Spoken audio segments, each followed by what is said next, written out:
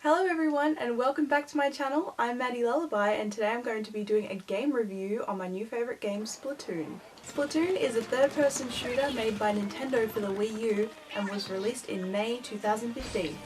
In this game you are an Inkling. An Inkling is a half kid, half squid, and you can easily change between the two during the game. Your aim as an Inkling in multiplayer is to verse other players and spread as much ink as possible, and in single player it's to return the giant zapfish who powers Inkopolis, which is your home. I particularly love the way the ink in this game looks. When I first started playing Splatoon, I kept imagining I could smell paint. This proves to me how well they visually designed it. They've made it seem almost tangible with its bright and shiny colouring. Speaking of ink, the most fun thing to do in Splatoon is be messy and paint everything. It was actually built upon the idea that spreading paint around is fun, and it's cool to see how the developers have implemented this notion into designing the world of Splatoon. What makes Splatoon work is its very original concept. This combined with being Nintendo's latest brainchild, fans were hyped to see what they would do. I like the way Splatoon introduces new players to the game. It's done in a simple way with limited choices and small snippets of text that aren't overwhelming to read. When you first load the game, you will be asked to pick a male or female Inkling, then choose between 7 skin tones and 7 eye colours, all of which you can change at any point during the game without consequence. After customization, you are launched into a tutorial mode, where you can get used to the gyro controls. The gyro controls are a motion feature on the Wii U that involve moving the gamepad physically to change your screen view. Tilt it up and you will see the sky, tilt it down and you will see the ground, and so forth.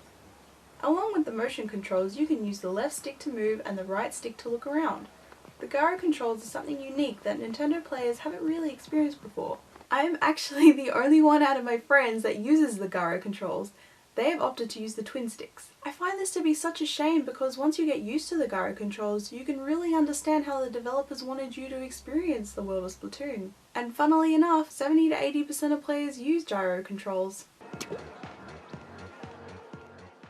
I love everything about Splatoon. I love the art style, the characters, the world they have created, the single player modes, the final boss level, the music, the fashion, the multiplayer, the Miiverse art posts, the weapons, the abilities you unlock, the special events they hold, and Judd the cat! I love Judd the cat! The characters in the game are interesting and quirky. Each one has their own personality and role. When I turn the game on, I'm greeted by Callie and Mari, who are the news reporters of Inkopolis. They're cool, and they give you the lowdown on the maps currently available in multiplayer and any other news updates like new weapons, maps, or Splatfests.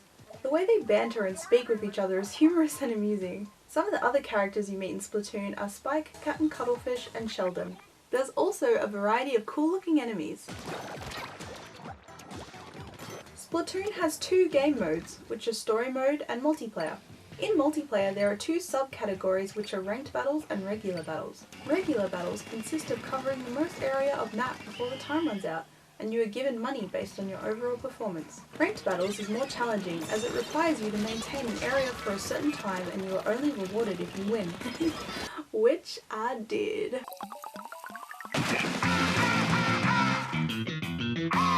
The 2 game modes are good as it offers different play styles in multiplayer, so you aren't limited to doing the same thing over and over. It's also good for people who want to be more casual or more MLG, apart from the satisfaction of totally creaming the other team. The multiplayer rewards you receive at the end of each map help you level up, which unlocks new weapons and clothes. The clothes have ability slots which unlock as you gain experience in multiplayer. This gives you additional boosts in things like speed, damage, and defense. When you play the single player, each level is different from the last. For example, sometimes you will have to fight Octoling, and other times you will have to find an invisible path by uncovering it with your ink. This keeps you entertained because you don't know what's coming next. You can also find hidden map pieces and collect orbs that upgrade your weapons. And I'm telling you now, this is important when you're fighting the final boss. The final boss level is super fun.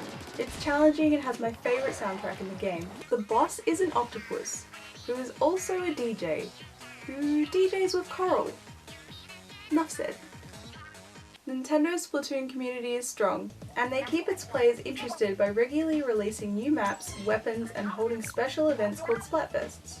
Splatfests are held irregularly. The week prior, players are asked a question such as, do you prefer sleeping or eating? Whatever you choose becomes the team that you fight for, and your Inkling will get a special Splatfest t-shirt that you can only wear up until Splatfest ends. Splatfests are held for exactly 24 hours.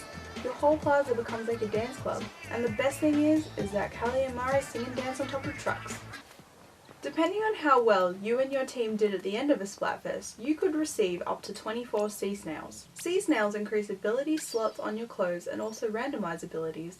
This is the only way I know of to get sea snails in the game. Now let's talk about the downsides of Splatoon, which I think will be fixed majoritively in August. There are very few things that I don't like about Splatoon, and none of them are enough to destroy my very favourable feelings towards the game. Firstly, you can't party up with your friends in multiplayer. In the battles, you join a lobby of 8 people, and they are randomly split into 2 teams during each 3-minute round. This means you aren't guaranteed to play with your friends on the same team. You can join a friend's existing match in regular battles, but in ranked battles you can't join friends at all.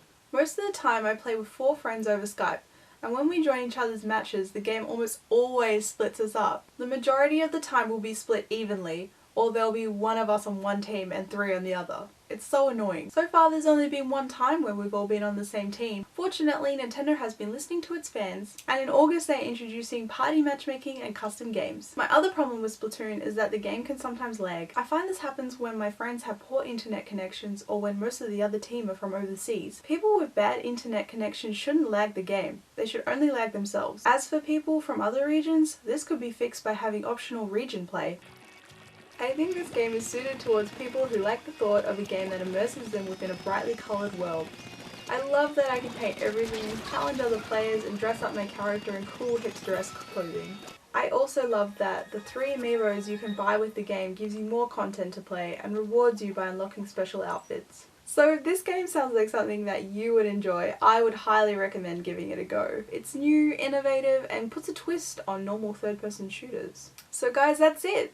If you like this video, please give it a like and subscribe if you'd like some more content. Also, let me know in the comments, what is your favourite game at the moment and why? And if you've played Splatoon, let me know your thoughts. A special thanks to Enjoy Your Game for helping me. He's like the master of game reviews, and you know, he helped me correct my script and stuff like that. So big shout out to Enjoy Your Game. I'll link his channel like below or around here.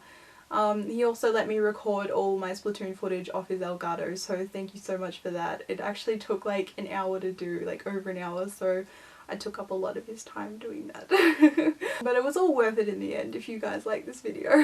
Also a special thanks to Blue Shield Games and Budj, who I will also link somewhere, for giving me some footage on things that I couldn't get, like Splatfests and leveling up, because I'm at the max cap at the moment. I'm level 20, just so you know. Apparently they're getting a level 50 up soon, so I'll be getting to that level 50, let me tell you, I'll be hitting that pretty quick when an update comes out in August. So until next time guys.